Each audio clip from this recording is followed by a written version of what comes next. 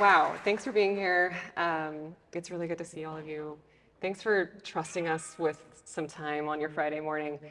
I know it's early. We're not morning people, so I appreciate your creative grace this morning. So, yeah, I guess that's about us. Anything else about our introduction you want to say? Just want to say that it has been a little time for me since I spoke last, so while I'm a bit nervous, I am truly thankful to this community for allowing us space to talk, and there's a lot of amazing people in this city, so we're just happy to join them. And I'm a professor, so I can't shut the hell up. So please give it up for Zachary if, we both get a little nervous. But anyway, so the theme is trust, right? And I think we immediately were kind of like, trust your gut. And we did the like cute little parentheses of our gut, because we're going to be talking about community and collective a lot.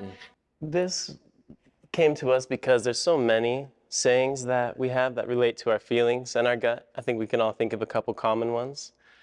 And so we decided to take this as our inspiration. What we mean by our gut is there's been a lot of science that's come out recently about how much our gut impacts our health and how much we feel through our gut. And you manufacture about 95% of the body's serotonin through your gut. And so it's central to the way that we feel and process and survive our world, really.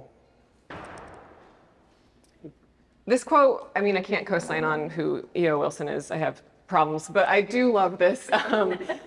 This quote really got me a couple weeks ago as far as we've got Paleolithic emotions, medieval institutions, and godlike technologies. And so I think when it comes to trusting your gut and it feeling really hard to listen to our guts right now, it makes a lot of sense that that would be hard to listen to yourself if we all kind of feel disassociated or just kind of trying to get by. That makes sense. If you were feeling like hunky-dory right now, I wouldn't trust you.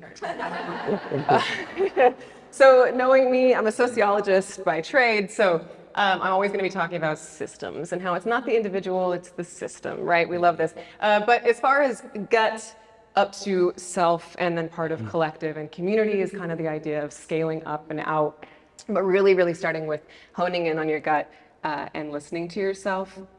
So as far as that goes, I joked with Chris that I was going to start this talk out by saying, good morning, we're really angry. But I decided to be like, okay, let's calm it down. It's morning time. Let's do a little like embodiment work, if you will, as far as being disassociated all the time. If we've heard of like belly breathing or like gut breathing, right? If you've ever been in a yoga class, do a couple of those. Maybe even put your hand on your gut with us, because we wanted to really think about, just kind of meditate for a second on what are you angry about and what makes you upset? And remembering that anger is a really generative space. I think we're really taught to quell it and quiet it, but while you're kind of, like self-soothing, but thinking about what makes you mad, also think about what are you grieving, be it past, present, or potential future. What are we worried about? What are we anxious about? And you could list a couple of concerns, maybe kind of resonate on one, but think about where those bodies, or where those feelings really live in our bodies and in our communities, right? Just kind of envision where that kind of epicenter of hurt and harm might be, and hold on to that throughout this journey we're going to take you on. But you can just kind of keep coming back to your gut and trying to remember to drop back into your body, because I think that that's a really important way to move through these next, turbulent seasons of planet Earth. So, as we've moved here to Chattanooga, we've seen things that we believe the city is facing. And we want to be upfront that we're not trying to diss on or make anyone feel put out, but I think these are some things that we all might recognize. Maybe things that you might have been thinking about a moment ago with things that you're feeling in the community. There's good and bad, right? And I think the kind of like celebrating that this might be a park city and that we have quantum gig data, whatever that means. And we have all of these things that, Chattanooga being named like the place to move. Fascinating, right? A really fascinating moment that we're kind of in as Chattanoogans. Additionally, though, you may have heard that we were named a Superfund site by the EPA just a couple of years ago, in that there are insane levels of lead in a lot of the soil in mostly Black and brown communities here in Chattanooga. And that's worrisome. That makes me angry. That keeps me up at night. As far as just worrying about our neighbors. Additionally, this place, instead of a land acknowledgement, I like to just kind of be like, you know what? There are so many layers of hurt and harm here in the South. There are ghosts in the South that we are walking among. And it's really rich being from the West and being like, y'all are dark. No, it's just things are really heavy here. And I think everyone can know that if we just like drop into our gut a bit more. As far as, of course, we are on unceded territory, we are on stolen land. On top of that, we have a civil war that people still don't think has ended. On top of that, we have so many just kind of terrifying instances and issues, be it from the Trail of Tears to recent and current ongoing systemic racism and violence that is really heavy to move through as a community and something that I don't think that we sit with enough. And I think as a culture, we love to jump to solutions and solutionism, but I think we really do need to sit with the hurt, the harm, the trouble, if you will, to get anywhere. So I think it's safe to say that we are dealing with a lot, and we can trust that we are feeling those things. It is undeniable, but there are certain sectors. So I wanted to throw a couple of different maps up there of Chattanooga. You may have seen these. I'm going to kind of run through them. Does anyone know what this map is? The Sandborn map. The what? The Sandborn map. Like the came out of Nepal fire. Oh yeah, this is redlining. And far as like the red and the yellow districts are also where redlining was happening. If you're not familiar, I dare you to Google it and get really depressed about it. But as far as segregation goes and ongoing segregation in homeownership and people actually having generational wealth, that happens a lot still to this day. On top of that, we're going to kind of layer, and you'll start to notice very similar trends in these regions, right? So I talked about the lead a second ago. This is where people have higher lead concentrate in their blood here in Chattanooga. And again, these are Black, brown, and poor and disenfranchised communities here in Chattanooga. You'll start to notice that they kind of map onto each other. Additionally, crime map, right? People are talking about like this rising element of crime in Chattanooga, but guess what? People don't have their needs met. Guess what? This is a systemic issue. And guess what? I might be committing crime if I had a bunch of lead in my blood too. Also, this is from 2015, and it's actually just gotten worse with the closure of the food city over here on Rossville. As far as food deserts go, right? And if we're really thinking about dropping into our bodies and listening to our gut, it's really hard to listen to your gut when you are hungry. It's really, really hard to be a good present community member when you don't have your needs met, right? And so we wanted to kind of draw attention to how much is happening here regionally. Like, we're not alone, how nice, here in the Southeast. There's a lot of, this kind of like dark smattering on these graphs of obesity, people not being able to move around their cities or have any mobility in a really car-centric culture, and people feeling, pretty scared for their health as far as just like, it's a suppressed space, and we all know that as people who are living in the Southeast right now. And so when people say listen to your gut, we know that our gut could be affected by up to 10 factors, right? So it's hard to parse that out sometimes. Not to mention we're in like a global poly crisis on top of that. So things are going well, but there's a quote we want to share. As goes the South, so goes the nation, which is a quote by Du Bois that I think has kind of like a double edge to it, or two sides of the same coin, if you will. There's kind of like a negative take of this, which do you want to talk about?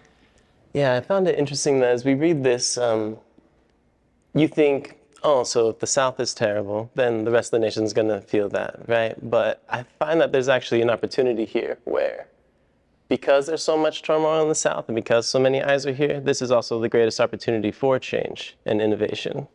And this is, I think the flip side of this, and maybe not what Du Bois was referring to, but as it's kind of evolved, this place has an immense, incredible history of social movements and change, right? And the most amazing kind of social justice shifts have come from the South, and really brave Black activists who made sure that this place was livable despite it all, right? And so we have, I think, this really huge opportunity and responsibility to continue on that lineage of engaging with your community here, even if it all feels really loud and terrible.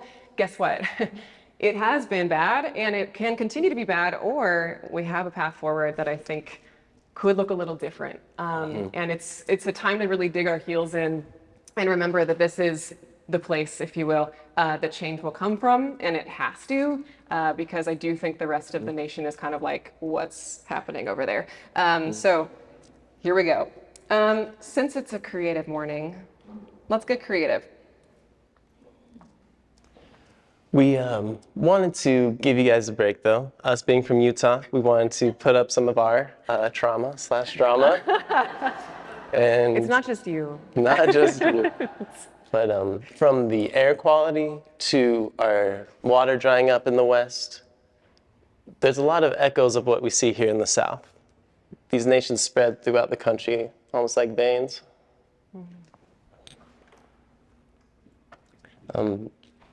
What you're seeing here is how our dear city decided to address our houseless population and our fellow residents of the city. What you're seeing is they took bulldozers to disrupt the encampments. And this is after a big closure of a main place for them to stay. I'm sorry, I forget the... Homeless shelter they shut down a couple of major shelters within the city, a couple programs. And so seeing this, let's do a real quick gut check. Like, this image, to me, doesn't feel good. Like, you can see quite clearly how your body reacts. This isn't the way, this isn't it, Chief. And so we saw this happen to our city. We saw the prices go up. We saw the McMansion-styled apartments. And we're just seeing a rumbling of that here. And so we don't mean to come to the South and tell anybody how to be. This is a bad idea, but we just want to speak from our true experience, what we've witnessed and lived through, and bring it here for you all, because there's so much potential here in Chattanooga to not be this. Yeah. Yeah, absolutely. And we're not like trying to be Western aliens being like, we've come to warn you. But we have also come to let you know that this process is happening, and I think we all see it already here in Chattanooga. And this is a small enough city that we really do believe that there is an opportunity to engage and kind of shift the narrative. And instead of bulldozing unsheltered folks' encampments, maybe we could do a little bit of a gentler approach and actually caring about one another. So at that same time as 2020 was really descending on all of us, things were feeling so awful. This is like early quarantine, pandemic. I don't even know if y'all had a quarantine here in the South. Utah tried, whatever that means. It's a whole other story. But we actually had our first date put off by the pandemic. We had a date scheduled. We were gonna see each other for the first time, but our relationship started with the onset of the pandemic because like the city shut down that day. So it's just a really interesting check mark for us, because with that, I don't have to tell you guys how it felt when you had your social block just taken out from under you. I don't think any of us expected to have that feeling. And so after a good 2 months, we were desperate. We just wanted to see our friends so badly. We racked our brains and we were like, how can we meet safely? So we decided to head to the park and put on a mask and some roller skates. so this is kind of how we got creative with our coping mechanisms. And I think we all had different coping mechanisms during the pandemic. And we had some unhealthy ones, I'm sure. And this was kind of what we got as far as just getting people out of their house. And it was really wild because it started with a couple of people texting like, hey, are you so isolated that you want to die? Me too. Let's go roller skating. And it became this kind of moment of recognizing that people really learn through play and leisure and silliness, and getting to know one another through that kind of platform was actually pretty crazy as far as it really worked. It started out with a group of like 5 of us, and we started doing it every single Monday at these random parks or parking lots. And by week 3, there was hundreds of people showing up on skates. This is what it kind of ended up being, and it grew out to be quite the community of folks who came to really depend on every single week. We'd show up and skate and just be silly and kind of not think about the fact that the world was crumbling around us.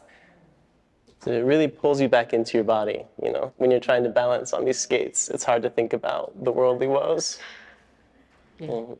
And this was especially, like, what got me really jazzed over this movement coming together is it reminded me of the bit of history I know about roller skating itself.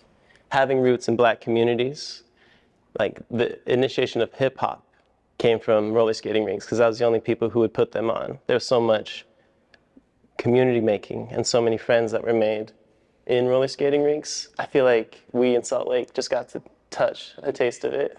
Yeah. So we called ourselves the Skate Babes, and through this kind of joyful silliness that we were working through with folks, we got them to trust us. Yikes. We got them to trust us enough to actually come into the streets with us as the protests of 2020 in the wake of the murders of George Floyd and Breonna Taylor by the police officers of this fine nation. This is what we decided to kind of do with that community, as far as we saw people showing up every week and we said, you know what else we can do with these bodies is put them in the streets. And people trusted us and they showed up on their roller skates in the midst of protests, people who had never been to protests before.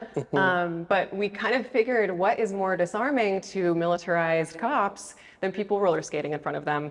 And it worked. And it really worked for a while, as far as people were really confused. People were really, people were expecting us to be just like looters or rioters, right? As if you were just watching the news, that's what people thought was happening. And we were like, joke's on y'all. We're just here to remind you that maybe if you didn't just, you know, harm people indiscriminately, we could have a better nation. I've been roller skating for over 20 years now in my life, and I'd always used it since I was a boy to help me survive.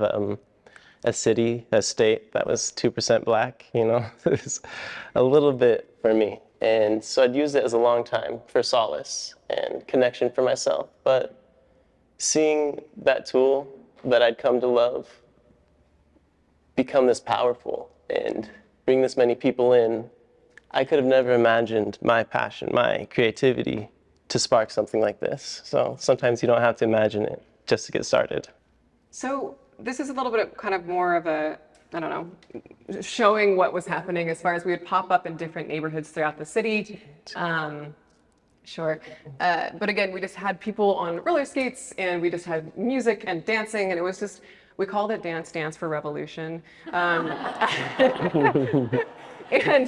that also made the police very angry, that we were showing a lot of just kind of Black joy, community joy, and solidarity in a space that I think that they were not expecting it, which was really incredible, and it worked for a really long time. But I think for anyone who's been in a social movement before, you know that you need to have this kind of everyone of different types of creativity to work with you. And so we were tapping into a bunch of different types of artists, screen printers, illustrators, and eventually we put up this mural to kind of showcase and honor the folks who have been lost to police brutality, be it in our city. Some of these are local Utah folks, also including more of national stories.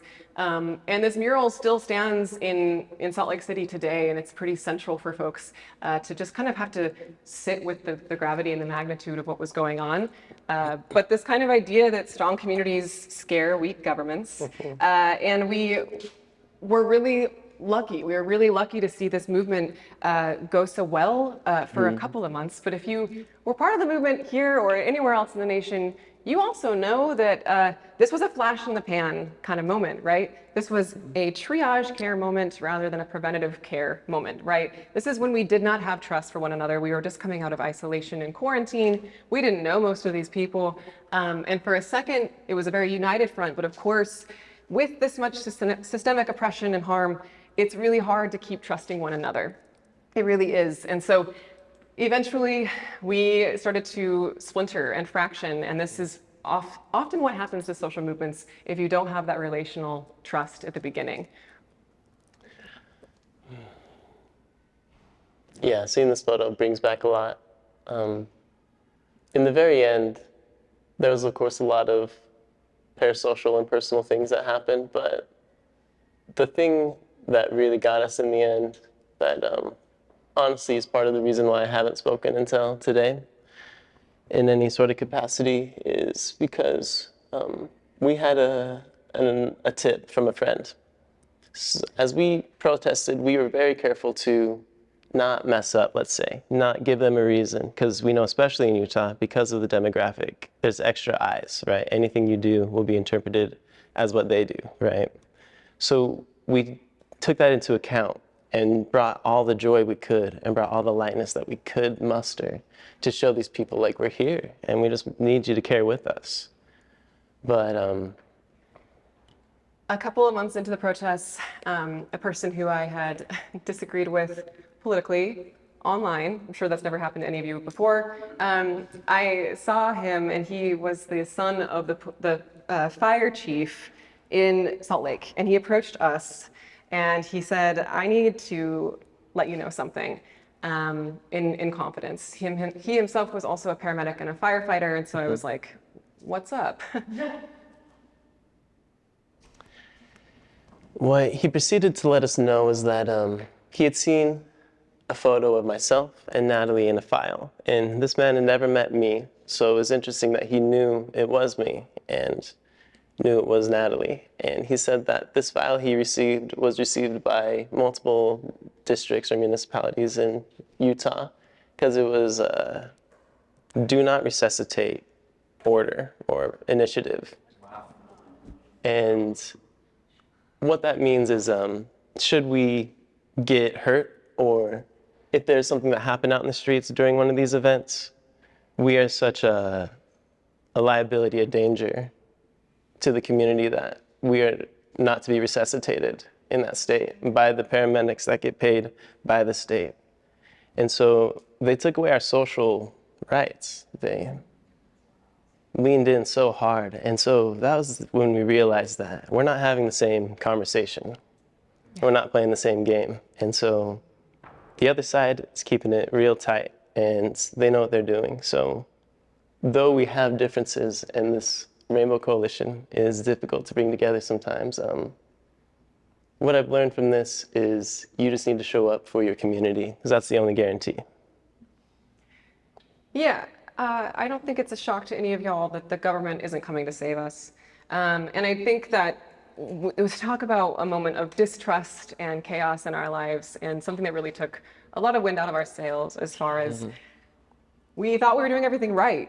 We thought we were doing it so squeaky clean, squeaky wheeled, if you will, and just playful, right? And trying to kind of engage with a militarized police force in a way that was kind of like, hey guys, you don't have to do this. Still though, we were warned and we were scared, and it definitely has kind of, as far as burnout goes, and as far as not being able to listen to your body in a place of fear and stress, that's what it kind of landed us in. We felt that. Yeah. So this isn't to just like depress you. Good morning. Coming back to why these protests kind of fall apart, why social movements fall apart, and why we don't trust one another. Has anyone heard this David Foster Wallace story about the goldfish? So there's a story that there are a couple of goldfish in a tank, and the older goldfish, the elder, if you will, comes up to the younger ones and he says, hey, how's the water? And the younger goldfish say, what the hell is water? Because we're all swimming in it, and the water is white supremacy. The water is the fact that we live in a culture that really celebrates and centers on whiteness and upholding this kind of oppressive moment. And so thinking about the different types of water that we're swimming in, being able to recognize the water that we're swimming in, and these default categories that so much of this system is upheld by, is just kind of what we're trying to get folks to question as you move through your day and life. White culture in general, this is, I hope, again, you can see this is not the individual, this is the system. And this is talking about the idea that so many elements of white culture are things that we take for granted as just being American, like rugged American individualism. That individualism gets us nowhere, promise you. That individualism is what harms us and keeps us completely distrusting of one another, unsheltered, hungry, isolated, scared, and not having one another's back, really. This also shows up in our work ethic and how we view status, power, and authority, the kind of history that we're told and not told.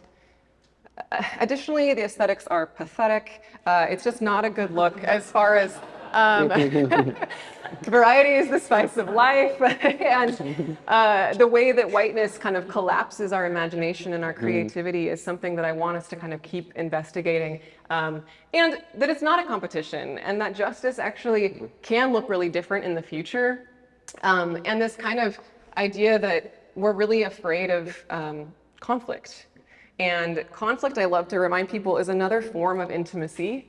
And whiteness reminds us that you just got to be quiet, you got to be nice, you got to go with the status quo. And the status quo is not working. I don't know if anyone's been watching the news, but we had this kind of idea, you know, throughout the movement and throughout kind of starting to put people on roller skates, getting them in the streets with us. Make friends and change minds. That's pretty much it. That's pretty simple. Getting people to trust you, trusting one another, opening yourself up to recognizing where you're at in this kind of axis of power and where you kind of exist in your proximity to power is really important. And I think a huge part of community is recognizing that we do not have third places. This is maybe a bit of a manufactured third place, and it's really important as far as Creative Mornings.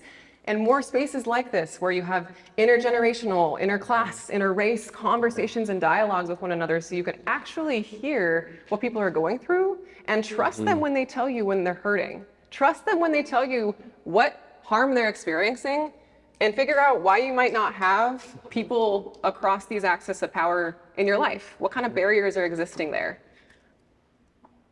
So this is a little bit more about white supremacy culture, the kind of like defensiveness that you might be feeling in your gut, the individualism that we feel like we have to do to get by, this kind of like hustle culture is really fascinating to me because it doesn't work for a community.